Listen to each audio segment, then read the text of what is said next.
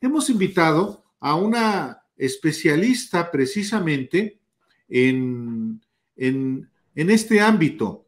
Me refiero a Adela Cedillo. Ella es profesora investigadora de la Universidad de Houston y ella es autora de El fuego y el silencio, historia de las Fuerzas de Liberación Nacional de México, entre otras obras. Y le hemos dado la bienvenida a Adela Cedillo precisamente en el contexto de la relevancia de dos asuntos, a mi juicio, Adela. El que irrumpa públicamente el comandante Germán, precursor de las Fuerzas de Liberación Nacional, por una parte, y por otra parte, el que se estén también divulgando obras como Dignificar la Historia, esta colección que tiene que ver con la versión de las Fuerzas de Liberación Nacional sobre sí mismas, y este video que tiene que ver con lo que hoy ocurrió hace 29 años, el 26 de enero de 1993, la declaración de guerra contra los enemigos de los mexicanos. Adela, muchas gracias por la oportunidad de platicar con el auditorio de los periodistas. Bienvenida. Buenas noches, Álvaro, Alejandro, gracias por la invitación.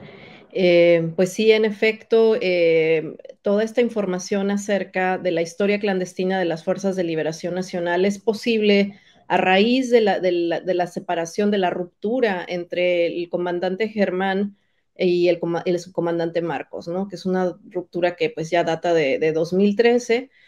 Y desde mi punto de vista, pues la origina el subcomandante Marcos, ¿no? Quien de una forma muy, podría decirse, oscura, tenebrosa, un poco artera, pues declara, ¿no? Que una serie de cosas que básicamente implican un deslinde de el comandante Germán y su gente. Entonces, a partir de este momento, pues es como se dan a conocer esto, empieza esta serie de dignificar la historia. Yo soy testigo y doy fe de que el subcomandante Marcos pues siempre dio la línea de que de esa historia no se habla, pues las FLN no hicieron nada, siempre minimizando pues casi 15 años de historia, ¿no? Entonces, pues bueno, en este contexto, cuando ya el Partido Fuerzas de Liberación Nacional se separa oficialmente del STLN, pues empiezan a sacar esta serie de dignificar la historia, donde ellos cuentan su versión de los hechos, donde uno puede apreciar pues que definitivamente las Fuerzas de Liberación Nacional son las arquitectas del Ejército Zapatista de Liberación Nacional, y no como el subcomandante Marcos nos quería hacer creer que las Fuerzas de Liberación Nacional eran ahí como un apéndice, como algo, una anécdota, ¿no? En la historia del zapatismo, ¿no?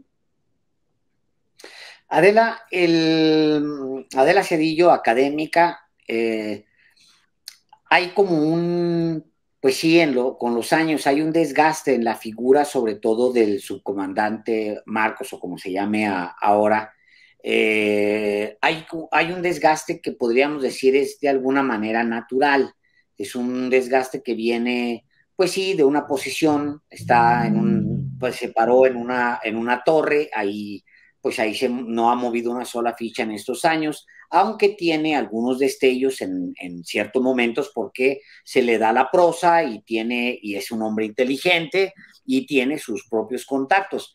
Pero ese desgaste ha llevado a la causa zapatista, del ejército zapatista, no sé usted cómo lo vea, a un mismo desgaste en un momento en el que el gobierno de México ha caminado hacia la izquierda. ¿O usted cómo lo ve, Adela Cedillo?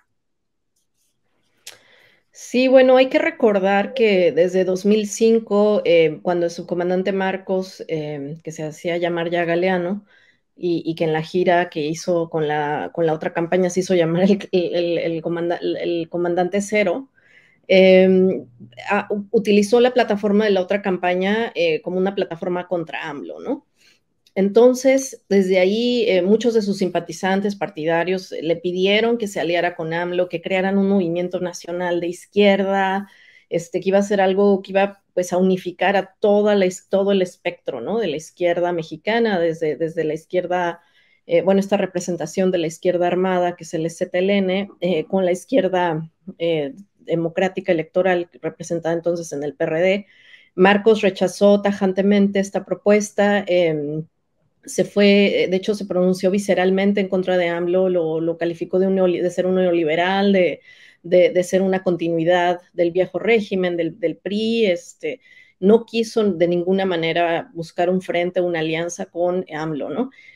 Y pues lo que hemos visto a partir de entonces es que pues evidentemente pues el sector, un amplio sector pues todavía que creía en las elecciones como la única vía pues para promover un cambio, pues termina alejándose del zapatismo y esto confina al ZLN a una posición pues de cierta marginalidad porque se quedan con su núcleo duro de intelectuales, simpatizantes, internacionalistas, que son los mismos de siempre, ¿no?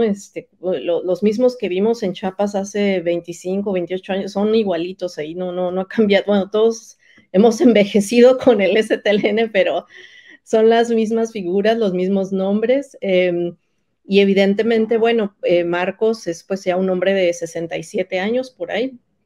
Y pues al igual que al expresidente Echeverría, la sobrevida como guerrillero en la selva no le favorece, ¿no? En el sentido de que es un guerrillero bastante longevo para ser un icono de la izquierda armada en América Latina.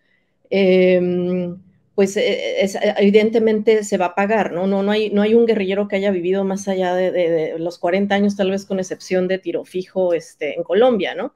Muy pocos llegan a esa edad.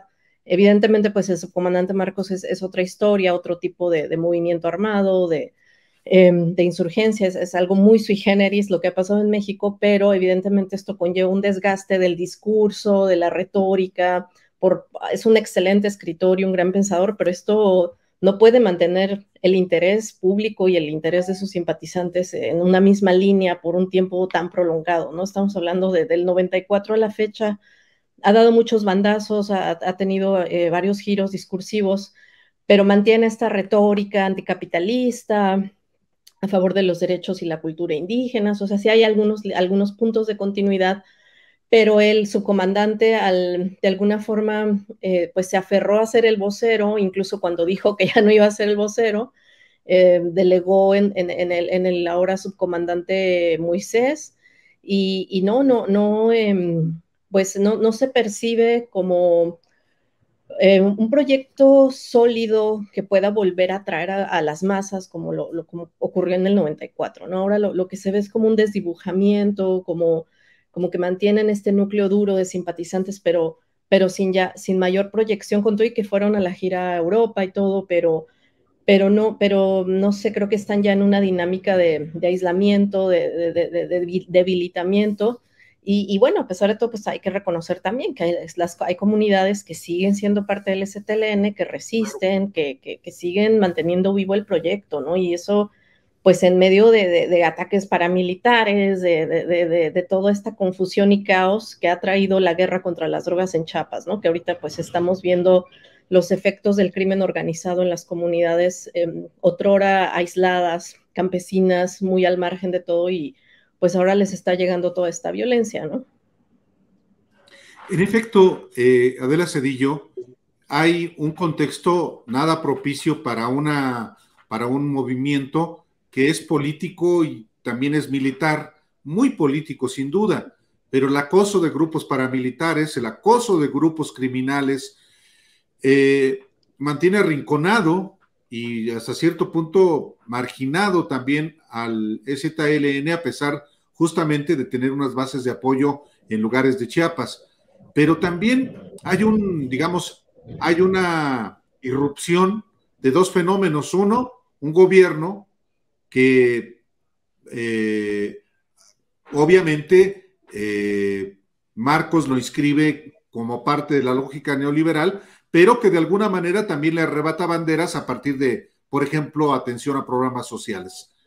Y por otra parte, que esta es una pregunta más específica porque tú conoces muy bien las Fuerzas de Liberación Nacional y al propio comandante Germán. De pronto irrumpe públicamente, de manera abierta, alguien que está dispuesto a, digamos, a debatir con él y eventualmente a desenmascararlo como ya lo hizo ahora que fue a San Cristóbal de las Casas, y que algo que por supuesto tiene que ver con la historia de las Fuerzas de Liberación Nacional, pero con un aspecto, otro aspecto que me parece muy delicado, que el acoso de Marcos a mujeres, que inclusive en un caso llegó al suicidio. Esta parte también está emplazando a Marcos a que obviamente delibere, o la opción es que se arrincone y deje, digamos, el territorio de la deliberación pública a quienes no, a los que son sus adversarios, de manera particular en las Fuerzas de Liberación Nacional. Sí, hay algo muy extraño ahí, porque, por ejemplo, cuando yo entrevisté al comandante Germán por invitación de las propias, del Partido de las Fuerzas de Liberación Nacional el 31 de diciembre del año pasado, pues yo me quedé esperando que iba a haber así una reacción apoteósica, que Marcos iba a sacar un comunicado para descalificarme y obviamente pues a los de las fuerzas también. Y no pasó nada, nos quedamos esperando, ¿no? No nos quedó muy claro cuál era el mensaje, hubo un silencio absoluto, ¿no? Como cuando uno ve pasar esas bolas de paja, ¿no?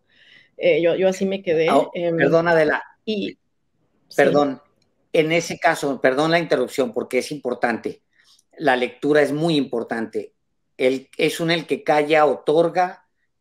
Tratándose de un personaje de la altura de Germán, era muy complicado para él no responder. ¿Es el que calla, otorga o cómo lo interpreta usted, Adela? Perdón la interrupción. Sí, bueno, la única respuesta que realmente pues fue más como un rumor, un chisme, es que Marcos está muy enfermo, ¿no? Pues no, obviamente no tengo forma de corroborarlo, pero puede ser una opción, una posibilidad. Sin embargo, pues ya han sido varios meses, porque pues desde que el comandante Germán hizo pública esta información en noviembre, pues ya son 3 meses, digo, al menos que de plano esté sumamente enfermo, ¿no? Pero es muy extraño porque son acusaciones muy fuertes. Yo sé por mis investigaciones, pues que sí, Marcos tiene un problema con las mujeres, pero recordemos que antes de la revolución feminista había muchas cosas que se pasaban por alto, ¿no? Era una cultura del silencio sobre el abuso, el acoso, que a muchos hombres les parecía como algo inofensivo, ¿no? Decirle piropos a una mujer, mirarla, hacer observaciones sobre su cuerpo. Ahora ya eso nos parece intolerable. Pero yo creo que en la época en que Marcos se une a la guerrilla, pues eso estaba bastante normalizado y obviamente no lo justifico, ¿no? Pero sí, pues él es alguien que se caracterizó en la guerrilla pues por tener muchísimas parejas, ¿no? Antes, durante y después. Entonces, no, es un secreto a voces de algún modo, ¿no? Pero bueno, también hay que entenderlo en su contexto, ¿no? Y sin embargo, pues él no sale a decir, no es cierto, me están difamando, podría decir cualquier cosa, ¿no? Por otra parte, yo creo que las acusaciones más graves pues son las otras, ¿no? De cómo él pues protege a este hombre, al delator, Daniel Morales, Salvador Morales, perdón, Garibay, que es el que pues termina destruyendo a la organización al entregar todos los nombres, toda la información, caen varias casas de seguridad, incluyendo donde se fabricaban armas, porque pues las FLN tenían su armería clandestina. Y bueno, es una cosa muy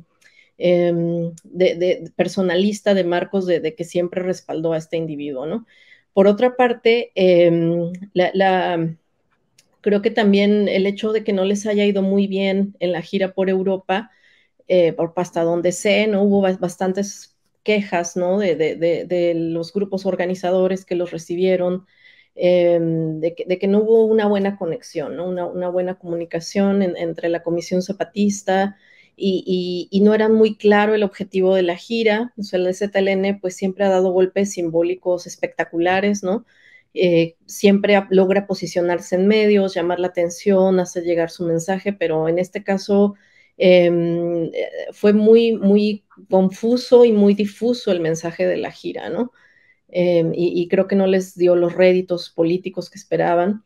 Entonces sí percibimos que cada vez hay esta competencia, ¿no? Ante otros posibles actores de sus propios excompañeros, por un lado, con las Fuerzas de Liberación Nacional.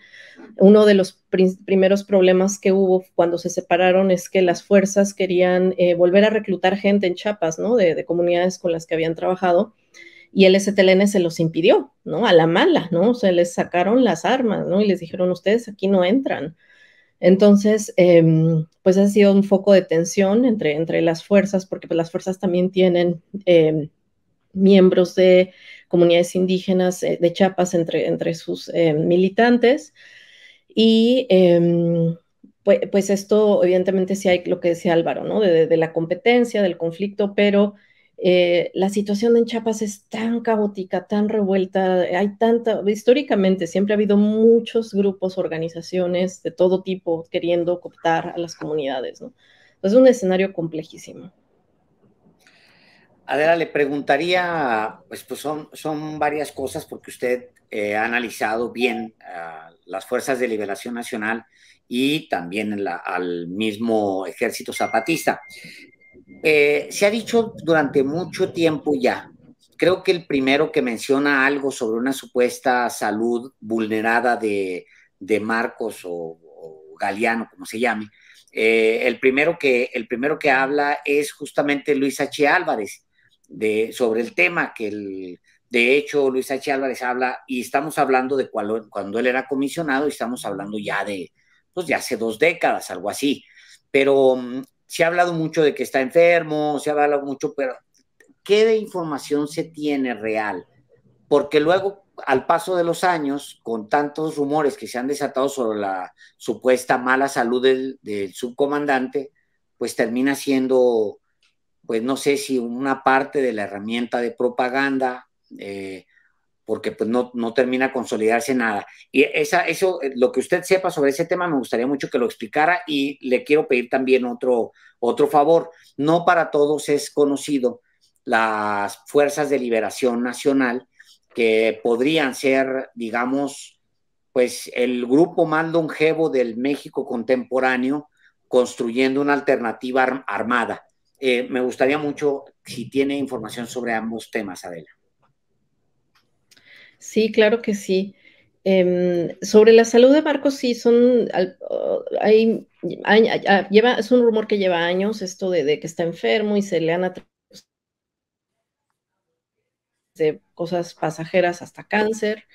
Entonces, puede ser un rumor o puede ser que en efecto tenga algún problema crónico, ¿no?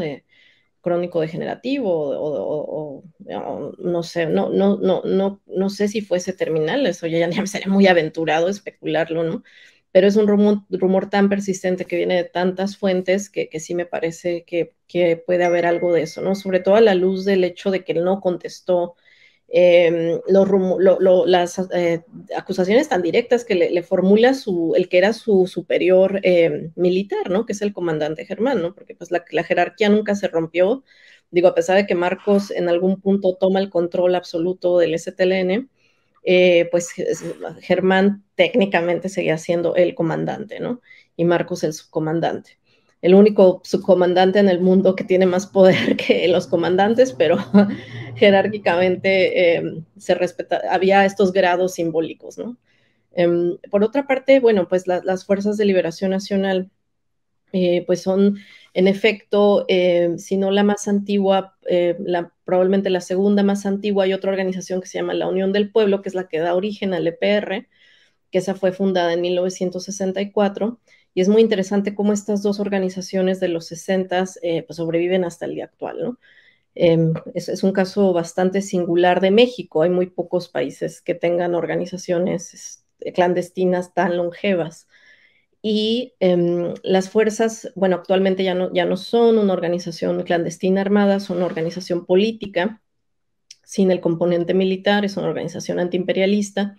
Desde sus orígenes esa fue como su bandera principal, la liberación nacional, como su nombre lo indica, fundada en la ciudad de Monterrey el 6 de agosto de 1969 y por un grupo de profesionistas, la mayoría de ellos regiomontanos, encabezados por el hermano Pedro, el llamado hermano Pedro César Germán Yáñez Muñoz, hermano de Fernando Yáñez, que la prensa le pone el hermano Pedro por su origen masónico, ¿no? No porque fuera el hermano de Fernando, ¿no? Es por la masonería. Y esta organización para mí es el experimento clandestino más exitoso de la izquierda mexicana, porque es la única organización que no comete asaltos, secuestros, ningún tipo de robo. Se autoorganizan a través de redes de simpatizantes a nivel nacional. Tienen varias casas de seguridad distribuidas en diferentes ciudades y en algunas regiones semirurales.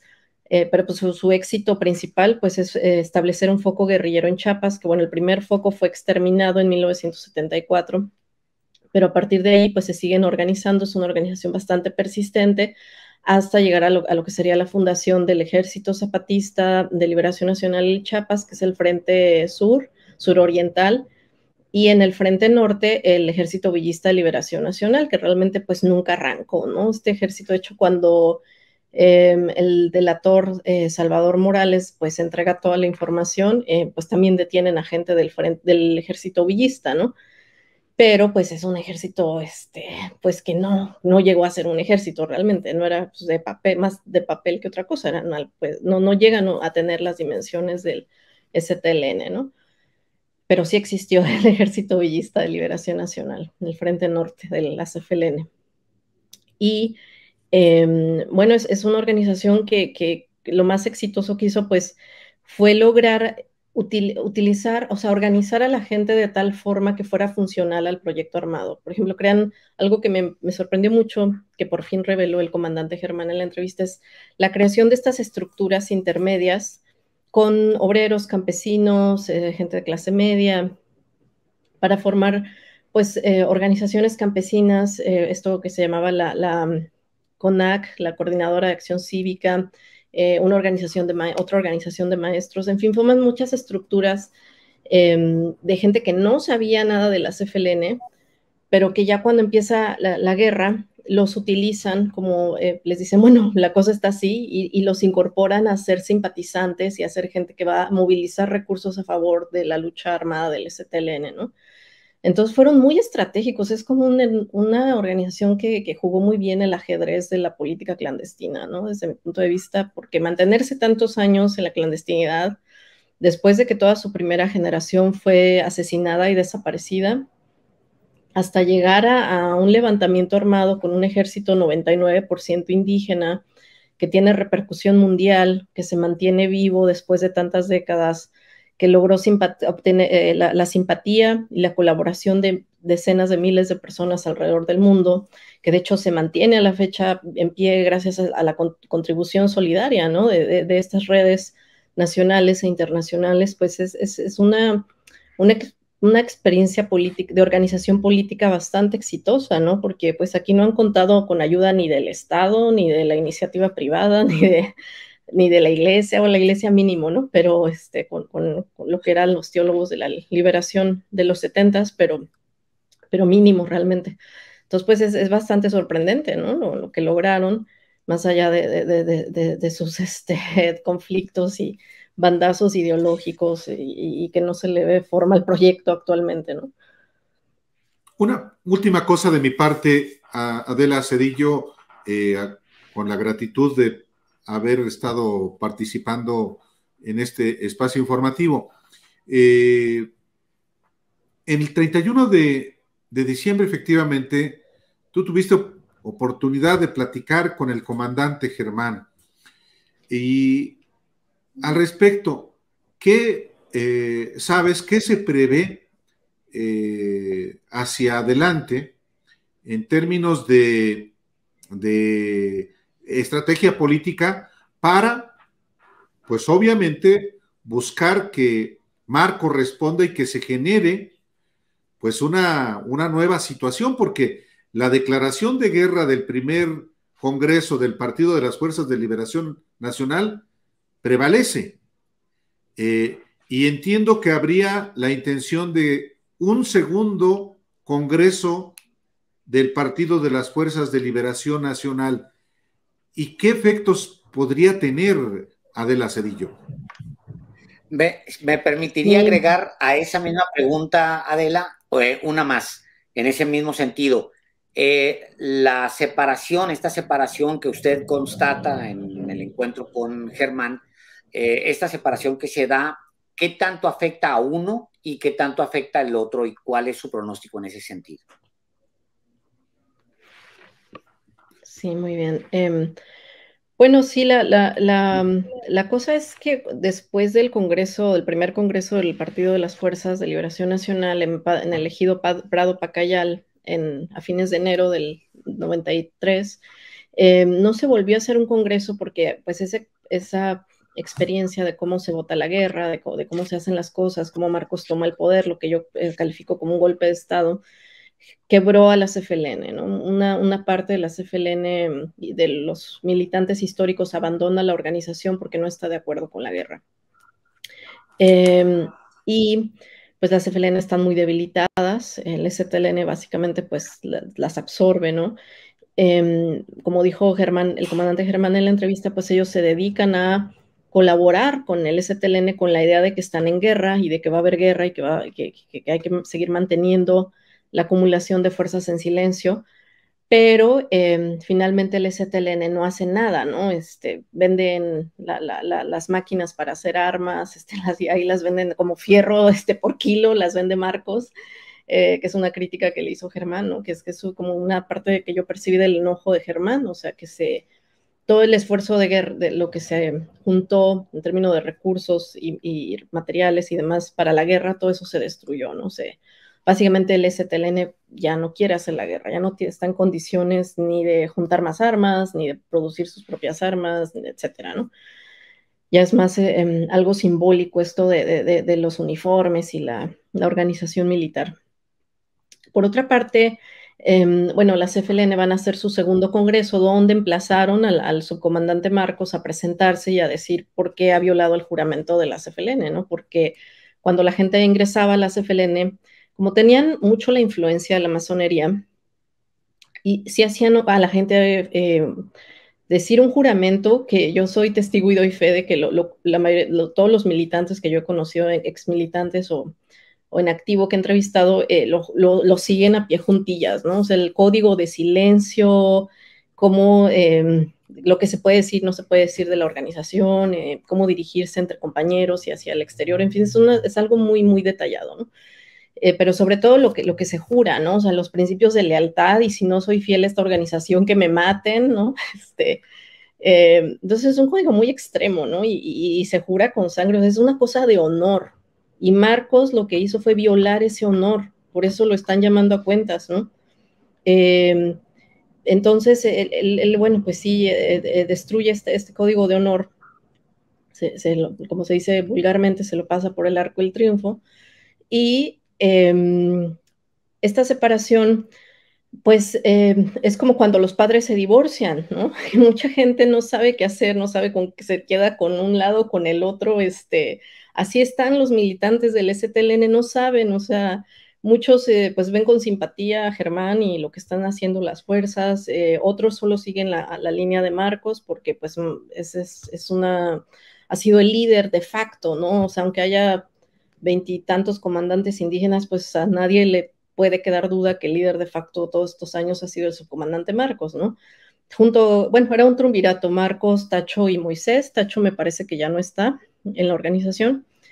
Moisés ahora está al frente, más visiblemente, pero sí, siempre fue un triunvirato, ¿no? No esta idea romántica de la comandancia horizontal, con los comandantes indígenas que nunca tuvieron entrenamiento militar, ¿no? Marcos los designó como tales, ¿no? Eso ya me lo habían contado otros exmilitantes y bueno, el comandante Germán lo confirmó. Entonces, la separación, pues, es un tema vigente, complicado, de la gente que no sabe qué hacer. Yo no sé si la CFLN, digo, sí, si el partido de la CFLN tendrá la fuerza para volver a reclutar comunidades enteras, como lo hizo a principios de los 80s. Por otra parte, no sé el STLN hasta dónde esté dispuesto a llegar. Se han dicho cosas terribles en los intercambios de comunicados, sugiriendo la posibilidad de un enfrentamiento militar, ¿no? Entonces, creo que es un foco rojo que no deberíamos pasar desapercibido sin caer en alarmismo, ¿no? No, que no sea la Claro, nota de posible choque entre la CFLN y el STLN, no, pero sí es una cosa una tensión que ha permanecido ahí alimentándose por mucho tiempo, ¿no? Entonces hay que estar al pendiente, ¿no? híjole, Adela Cedillo, es muy importante la información que hoy has compartido con el auditorio porque, en efecto, eh, hay muchos vacíos informativos, muchos silencios, y el trabajo que tú has realizado desde hace muchos años, bueno, hombre, tú misma fuiste simpatizante, estuviste en Chiapas, has escrito, documentado ampliamente en fuentes directísimas a las Fuerzas de Liberación Nacional y nos has entregado hoy una información muy vasta en un momento en el que también está a discusión el futuro mismo de una fuerza político-militar como el EZLN y como la vigencia, cualquiera que sea su dimensión, de las Fuerzas de Liberación Nacional. Así es que muchísimas gracias por esta oportunidad. No, pues gracias a ustedes por darme la oportunidad de hablar de esto. Siempre es extraño hablar de temas que pues eran súper secretos y clandestinos y que uno se sentía tan amenazado de no hablar de esto, pero yo creo que el silencio se tiene que romper, ¿no? Por razones buenas, Sin duda. no para poner a nadie en problemas, simplemente por causas que lo justifican, ¿no? Claro. Adela Cedillo, muchísimas gracias. Un enorme gusto tenerla aquí en Los Periodistas. Gracias, gracias.